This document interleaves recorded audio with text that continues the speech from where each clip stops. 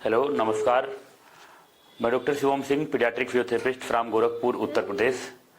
आज हम आपको एक ऐसे अभिभावक से मिलवाएंगे कि जो कि नेपाल से आए हुए हैं और उनके बच्चों को भी समस्या थी, ऑटिज्म की समस्या, मतलब बच्चे को है, और वो हमारे यहाँ इलाज कराने के लिए आए हुए हैं।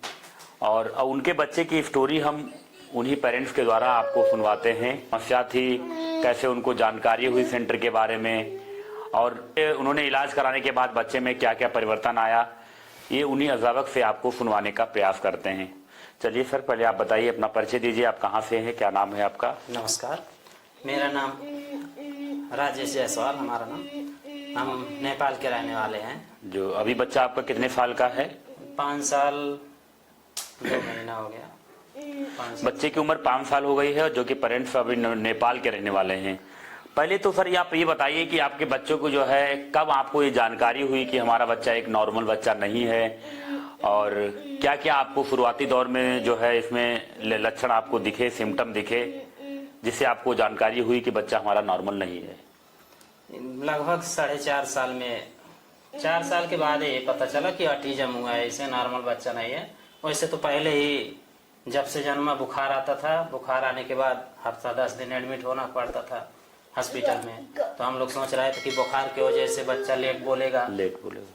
बोलने समय पे 6 महीना का जब हुआ था, तब पापा बाबा अपने टाइम पे ही बोला था, बस वही शब्द रह गया। उसके बाद कोई विकास नहीं हुआ। घर को भी हम लोग में है कि कह रहे हैं कि जो बूढ़े हैं, मतलब वृद्धा, वहाँ कह रहे हैं कि कोई बच्चा लेट बोलता है 4 साल 5 साल में, इसीलिए हम लोग उतना केयर नहीं किए। जैसा कि पेरेंट्स ने बताया कि उनके बच्चा शुरुआती दौर में ही दिक्कतें थी, जैसे जल्दी जल्दी बीमार पड़ जाना, बुखार आ जाना, इस तरह की समस्याएं बच्चे में पहले से ही थी।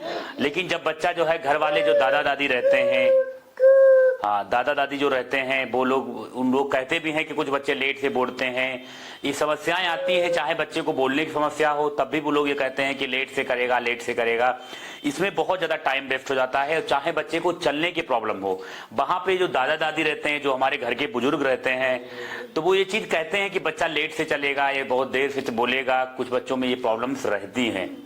तो सर आप बताइए कि 4.5 में आपको जानकारी हुई कि हमारे बच्चे को ऑटिज्म की समस्या है। 4 साल में लगभग जानकारी। 4 साल में, तो उस समय बच्चे में आपको क्या क्या समस्याएं मतलब दिखी कि हमारे बच्चे को ऑटिज्म है? समस्या हमेशा हंसता है, अपने ही दुनिया में रहता, खोए रहता है, अकेले लकड़ी लेकर खेलता है, बुलाने पर सुनता नहीं है, कुछ देखता नहीं है। अच्छा, इस शुरुआती दौर में आपको समस्याएं दिखी? हाँ। लगभग 4 साल की उम्र में जब बच्चा 4 साल का हो गया, तो पेरेंट्स को दिखी कि बच्चा अपने में ही मस्त रह रहा है, बातों पे ध्यान नहीं दे रहा है, नजर नहीं मिला रहा है, नाम पे रिस्पॉन्स नहीं कर रहा है, जो उसको पसंद है वो काम कर रहा है, बच्चों के साथ ग्रुप में नहीं खेल रहा है। इस तरह की जो है शुरुआती दौर में ये सिम्टम पेरेंट्स को दिखे। सर आप भी बताइए कि हमारे बच्चे के, मतलब हमारे जो है सेंटर के बारे में आपको जानकारी किस तरह से हुई? हम दिल्ली में गए थे, एम्स में 2 बार गए थे। तो वहाँ को तो बोले कि बच्चा के ऑटिज्म हुआ है। पता चला था तब कहीं थेरेपी करना पड़ेगा, तो उतना दूर अब दिल्ली आना जाना कठिन होगा, नेपाल से दूर है। तो इसलिए सोचे कि यहीं गोरखपुर में कहीं आसपास हो तो हम दिखा लें। वहाँ भी कहे थे कि ऑटिज्म की समस्या है, जहाँ नजीक पर है वहीं दिखाइएगा, क्योंकि ज्यादा समय बच्चे को आने जाने में मत करिएगा, जहाँ सुविधा पर है आसपास में ही दिखा लीजिए, थेरेपी करा लीजिए, ओटी कराइए, ओटी से स्पीच आ जाएगा कह रहे थे। तो हम लोग खोज रहे थे, तो हमारे ही पास में एक 2-3 किलोमीटर के आसपास में एक यहीं पर दिखा रहे थे बच्चे को, तो उनके द्वारा पता चला। अच्छा, जैसा कि अभिभावक ने बताया है कि इन्होंने अपने बच्चे को एम्स में दिखाया, क्योंकि एम्स में डायग्नोसिस तो पहले से ही हो गई थी कि बच्चे को ऑटिज्म की समस्या है, और उन्होंने ये भी बताया कि इसका इलाज ओटी है, ऑक्यूपेशनल थेरेपी है, स्पीच है, सब सारी थेरेपी आपको करानी पड़ेगी, इसी से आपका बच्चा ठीक हो पाएगा।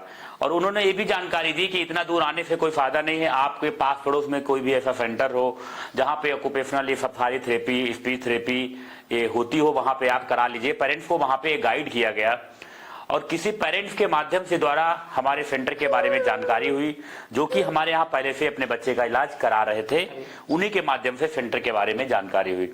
सर आप ये बताइए कि आपके बच्चे में हमारे सेंटर पे आने से पहले किस तरह की समस्याएं थी, उन्हें आप इस वीडियो के माध्यम से पब्लिक को बताइए। वही जो पहले बोला, बच्चा बोलता नहीं है, एकांत में रहता है, अकेले खेलता है और हंसता है, कभी कभी ऑटोमेटिक हंसता है, अनेक आवाज करता है, अपने कोई अंडरस्टैंडिंग नहीं था। अच्छा, ये चीज, ये समस्या पहले से थी। कुछ जब मन में आए तब कभी कभी 1-2 दिन में पापा बाबा यही शब्द कहता था, उसके बाद कुछ नहीं कहता था। जैसा कि पेरेंट्स ने बताया है कि बच्चा हमारे सेंटर पे नहीं आया था तो बच्चे में समस्याएं थी कि बच्चा अपनी दुनिया में मस्त रहना। सबसे बड़ा सिम्टम होता है ऑटिज्म का कि बच्चा को जो पसंद है वो करेगा, आपसे उसे कोई मतलब नहीं है, समाज से कोई मतलब नहीं है कि कौन क्या कर रहा है, उसे जो अच्छा लगेगा वो करता है। ये ऑटिज्म में हमें सिम्टम देखने को मिलते हैं। तो ऑटिज्म में पहला सिम्टम देखने को मिला कि बच्चा अपनी दुनिया मस्त है, अपने में जब उसे मन कर रहा था हंस रहा है, नाम पे रिस्पॉन्स नहीं करता है, बच्चा हाइपर एक्टिविटी जो है थोड़ा इधर उधर भागना दौड़ना और अपने मन में जो है आए वो काम करना। तो ये शुरुआती दौर में जो है हमारे सेंटर पे जब नहीं आए थे तो उस समय समस्याएं थी। पर अब ये बताइए कि अपने बच्चे मतलब आपने हमारे यहाँ बच्चे में कि जो है डॉक्टर को दिखाया, मैडम को दिखाया, तो उन्होंने क्या इसका इलाज बताया और इस इलाज को जो है आप कब से करा रहे हैं? अब मैडम ने बताए थे कि इसे ओटी कराना पड़ेगा, अगर जो ओटी से स्पीच आ जाएगा तो ठीक ही है, अगर बाबू पैर मत हिलाओ, सीधे बैठो, तो स्पीच गुड बाय, स्पीच भी कराना पड़ेगा कहे थे मैम ने। जी। तो हम लोग करीब आज तो 9 महीना हो गया। 9 महीना शुरुआत में तो 2-3 महीना ओटी चला, अब आर्थिक अवस्था के कारण दोनों नहीं करा पाए तो ओटी चला। ओटी के बाबू गुड बॉय ना, 3 महीने के बाद सीधे बैठो, सीधे गुड बॉय। ओटी के बाद स्पीच शुरू हुआ। स्पीच होते ही 1 महीना के अंदर इसका जो है स्पीच लगभग आ गया, ये बच्चा बोलने लगा। अभी स्पष्ट उतना सब बड़ा बड़ा कठिन शब्द बोलना नहीं सकता है, फिर जो सीधा शब्द है, छोटा शब्द है वो बोल लेता है। पापा बाबा कहने पर सब कह लेता है, कवा आने पर रिपीटेशन आ गया है, नाम पे नाम भी बता लेता है, क्या नाम है तुम्हारा कह लेता है, रिस्पॉन्स आया, पेशेंट बैठना एक जगह पे शांति से, कैसे हो, अच्छा हूँ, उतना इधर उधर जाता भी नहीं है। जो है स्पीच आ गया, अभी अंडरस्टैंडिंग उतना अच्छा से नहीं आया है, फिर भी कुछ सामान ले आता है खाने पे, घर पे भी। जैसे कि पेरेंट्स ने बताया है पिछले 9 मंथ से हमारे यहाँ ट्रीटमेंट करा रहे हैं कि इन बच्चों की थेरेपी चलती है तो इसमें थोड़ा पेशेंस रखने की जरूरत पड़ती है और थोड़ा टाइम भी लगता है। बच्चे में अंडरस्टैंडिंग नहीं थी, बहुत ज्यादा जो है इधर उधर भागना दौड़ना। ये पहले से इम्प्रूवमेंट ये आया है कि बच्चा नाम पे रिस्पॉन्स कर रहा है, बुलाते हैं तो आता है और क्या नाम है, क्या है, कुछ सामान, पापा क्या नाम है, और मतलब जो स्पीच है वो स्टार्ट हो गया है, स्पीच आना शुरू हो गया है। लेकिन अभी भी पहले बच्चे का इलाज है वो कंटिन्यू चल रहा है, लेकिन पहले से बहुत ही इम्प्रूवमेंट है। तो आप पहले से मतलब बच्चे में 100% में से अभी कितना इम्प्रूवमेंट आ गया है आपके हिसाब से? स्पीच को तो 60-70% लगभग आ गया है, और ये जो कठिन शब्द है अभी नहीं बोल पाता है। और अंडरस्टैंडिंग में भी अभी समस्या है, उतना नहीं है, वही 10-20% कुछ सुधार हुआ है अंडरस्टैंडिंग में। जैसा कि पेरेंट्स ने बताया कि स्पीच जो है 60 to 70 मतलब 60 से 70% स्पीच आ गई है और अंडरस्टैंडिंग भी अभी आ रही है 10 से 20%, मतलब बच्चा बातों को समझने लगा है, जो कि बिल्कुल नहीं समझता था वो बातों को समझने लगा है। पहले से ठीक अच्छा इंप्रूवमेंट है, स्पीच आ गई है और अभी भी कंटिन्यू इलाज जो है चल रहा है, इलाज सेंटर पे चल रहा है। अभी थोड़ा और टाइम लगेगा, अंडरस्टैंडिंग भी और अच्छी होगी। तो सर ये बताइए कि जो दूसरे अभिभावक हैं उनके बच्चों को इस तरह की समस्याएं हैं, ऑटिज्म है, उनको अपनी तरफ से क्या मैसेज देना चाहेंगे आप? सीधे बैठो बाबू। सभी अभिभावकों को यही कहना चाहते हूँ कि अगर आपकी बच्चा नहीं समझ रहा है, बुलाने पर नहीं सुन रहा है, इधर उधर एकांत में रहते हैं, ऑटोमेटिक हंसता है, तो उसे ऑटिज्म हो सकता है।